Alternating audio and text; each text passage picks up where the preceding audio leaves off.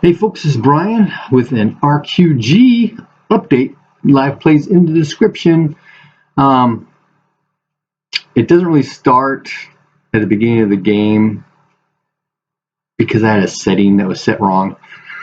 And when I noticed that it wasn't capturing the other players' voices, excuse me, I adjusted and restarted and caught where we were. So there was some discussion up front about what do we do about these two guys that captured. And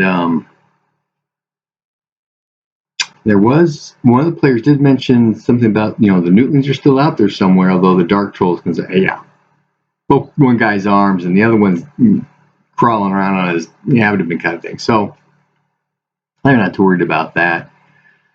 When the real play actually started, I was trying to talk with that voice down the tunnel, and the party, there's some discussion again about, okay, what did he say last time? And I reiterated roughly what I remember he said about how, did he send you? She told you he's not going to be involved, support whatever, his abominations, right? So there's a lot of thinking going on. Okay, who is he? We're pretty much sure that she is the mistress of the situation. But then they decide, hey, we're not with him, we're not with her, and we're here to free the villagers. The voice comes back saying, the villagers are here of their own free will. And at that, David takes it up front because he knows that they were captured. So he's assuming all the villagers would have been captured and brought here and put under some kind of control, right? And he explains that to Angrelar, who's kind of the face of the party because of his orate and stuff. And so he reiterates that down the tunnel.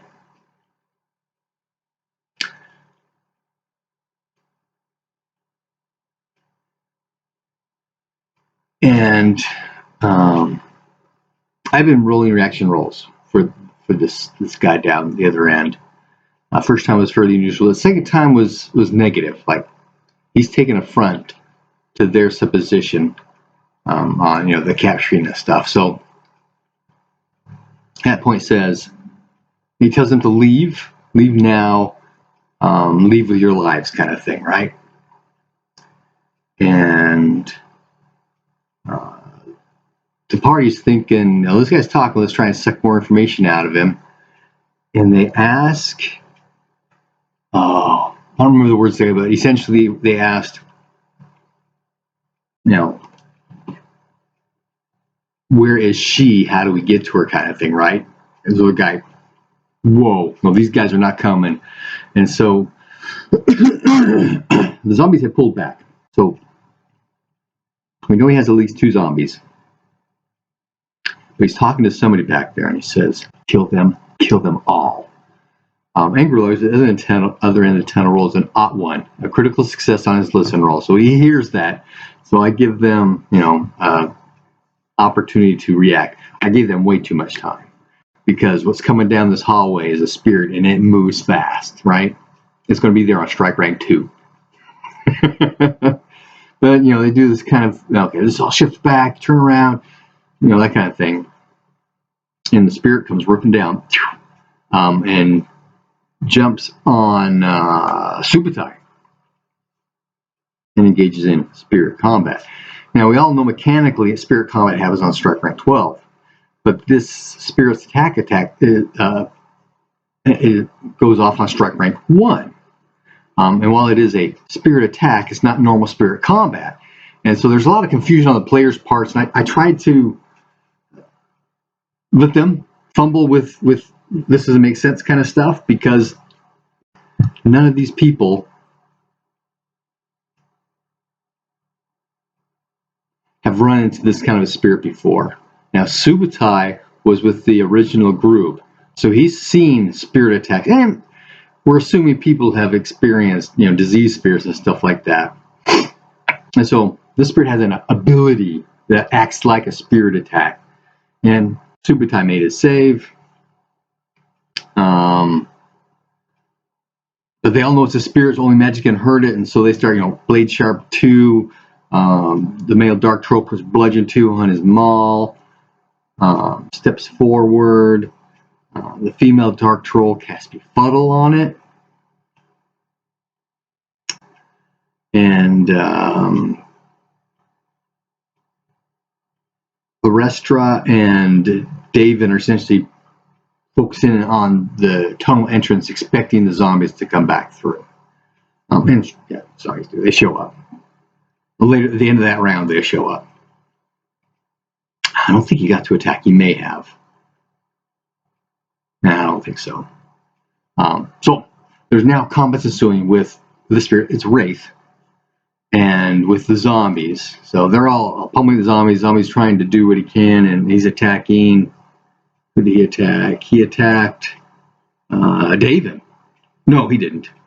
I don't remember. The one in front, I guess, kept missing. But the guy in the back, the guy with the spear, did get David. In fact, he got an impale on David's arm.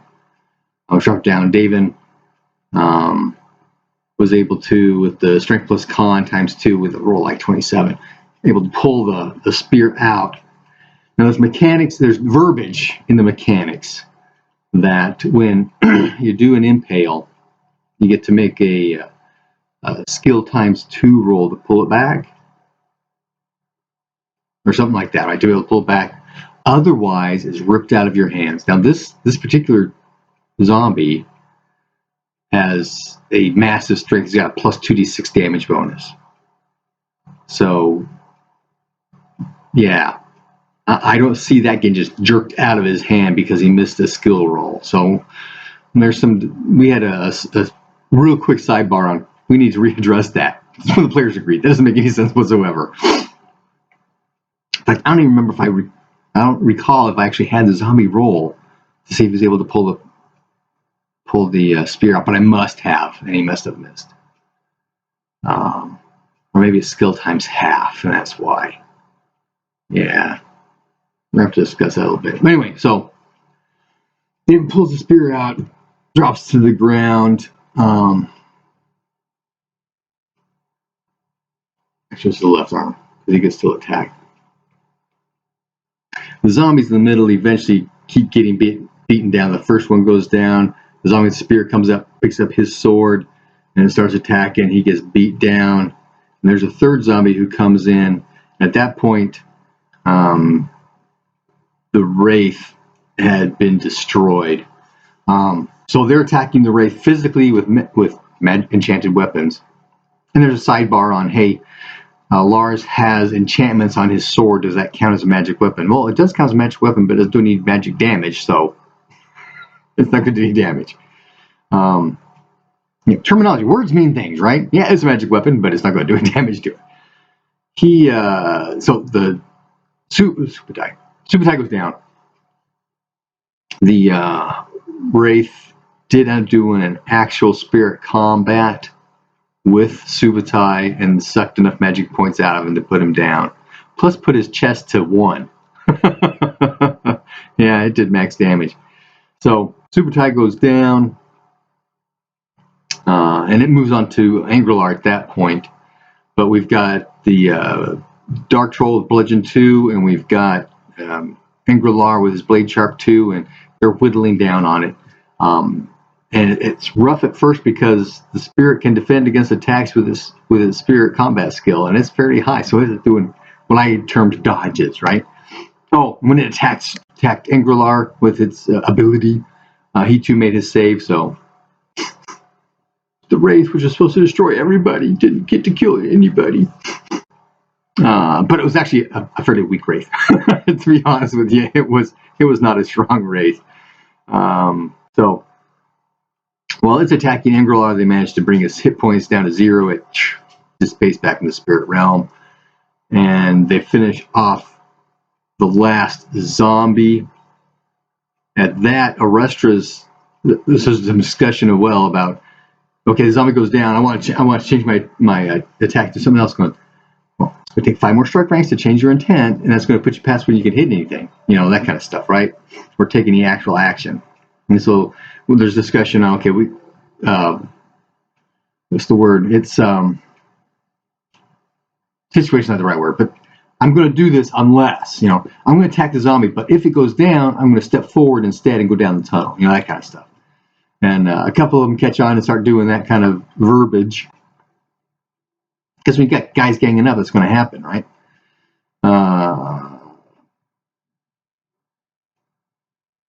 So she ends up hacking into the down zombie anyway.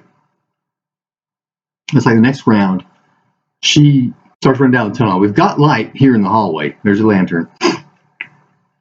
So there's some light going down part of the hallway. This is actually up the tunnel, partway down the tunnel. This tunnel, so she can go so far, and then she starts to put her hand up. Well, she got a shield.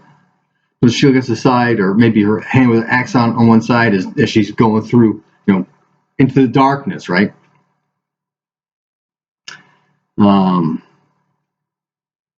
That round ends. She's so far down the hallway. Next round, she continues on with her rush and runs into something. There is something in the darkness there in front of her. When she hits it, she doesn't have enough time to do her axe attack, but it has time to do his claw attack. And it gets two of them. Sort of like that cat and animal situation. But anyway, at that, everybody else starts following through. Angrelar is first. He's got the lantern. And behind him are the two dark trolls, and then David comes in back. So there's some combat going in the front at the very end of the tunnel. And David and the dark trolls are in the middle of the tunnel. And David is trying to heal himself. He doesn't have enough magic points to really do it, but he's got a crystal. And so he gets to the dark troll and back, and can you feel the crystal kind of thing? There's some miscommunication at first, but after that, he kind of pointed to his mangled arm, and okay, the troll put 5 magic points into it. How the dark troll knew put 5 magic points into it, who knows? But mechanics. So and then David will go ahead and heal his hand. So this is all going down in the back. In the front, Russia's doing 2 parries in her attack. This thing attacks before she does. So it's doing attack, and then it's doing parries. And again, we get to this whole natural weapons parrying attacks and parrying weapons taking damage. And I just applied it to his hit points. But it just did not seem quite right. If you've ever seen a fight against an animal or been in a fight against an animal, you swing at it with a stick or whatever, it's going to paw at it, but it knows what it's doing. It's not going to take damage, on purpose, not on purpose, but that kind of thing, right? And it kind of goes back to the whole cat bite shield parry. Holy cow! So I'm applying damage, but they're doing some massive damage thing, and it's just sucking it up. So Angrelar calls for the spear, and he's talking about switching places with Arestra. But this thing is not able to get through her shield, and she's parrying most of the time. She does miss twice, and twice during which this thing hit. Because when it first started attacking, it was missing left and right. And when you got a missed attack against a successful parry, the parrying weapon does damage to the attacking weapon. So these claws are, it was always the right one. The first attack was taking damage. And actually got down, I think it had just 1 or 2 hit points at the end of the whole combat, where we stopped the session. So it's taking damage. Angrelar gets the spear. He's going to do a spear attack the next round, but at that round, Arestra goes down because she got hit twice in the left leg. First time hurt the leg pretty bad. The second one was a slash and put her down. I didn't realize the last night I was going over natural weapons stuff. There's got to be something here we can work things out. I realized we didn't do any constitution rolls from the slashes. That may have gone both ways. I know for a fact when it was a white, when the white slashed her, she didn't make a constitution roll. But anyway, her leg went down. She's negative in the leg. She got very few hit points at this point too, because it's a massive damage twice. So Angrelar steps forward and changes weapons. Dark Troll comes forward, grabs Arestra and pulls her out. And they're all talking to the Dark Troll about pick up the spear. Let's look at the spear troll. What? But he does do a heal 2 on her 2 leg wounds. So that puts her leg from like -5 to -1.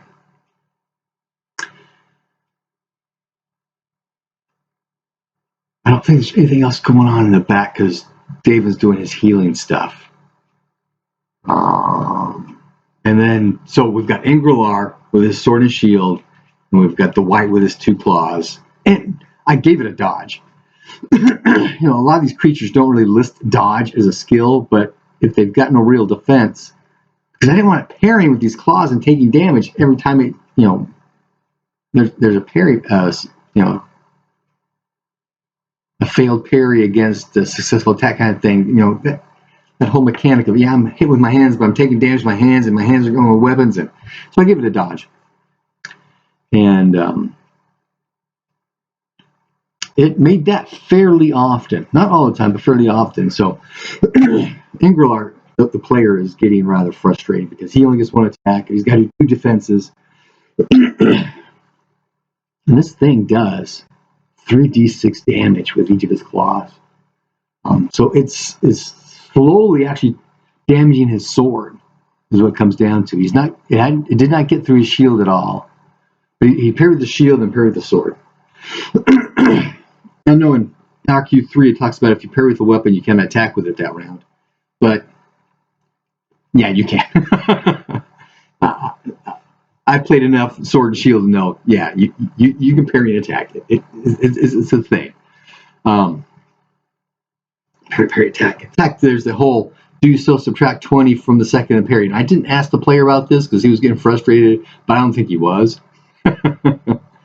But anyway, so I don't believe we did any real damage to Ingrillar. The White has been damaged here and there. And like I said, with those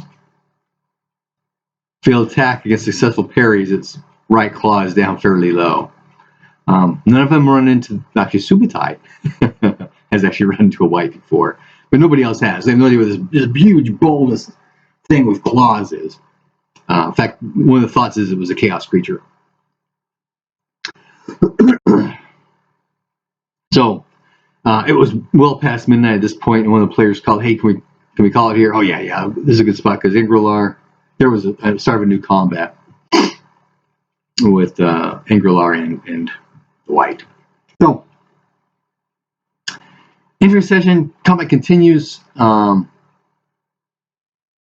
One of the zombies did go down fairly quickly because its shield had been whittled down so much, which made me wonder, maybe the zombie should have dodged instead, because the zombie's dodge skill is the same as its shield parry, that kind of thing. And I start looking at parry versus dodge. Now, there are mechanical rules against dodging all of your encumbrance, and if you're over encumbrance 5 times, it gets very risky to do dodging when you don't have a high dodge skill, or if you're carrying lots of stuff.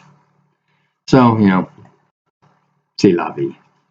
Happy gaming, and we're going to figure out this natural weapon stuff.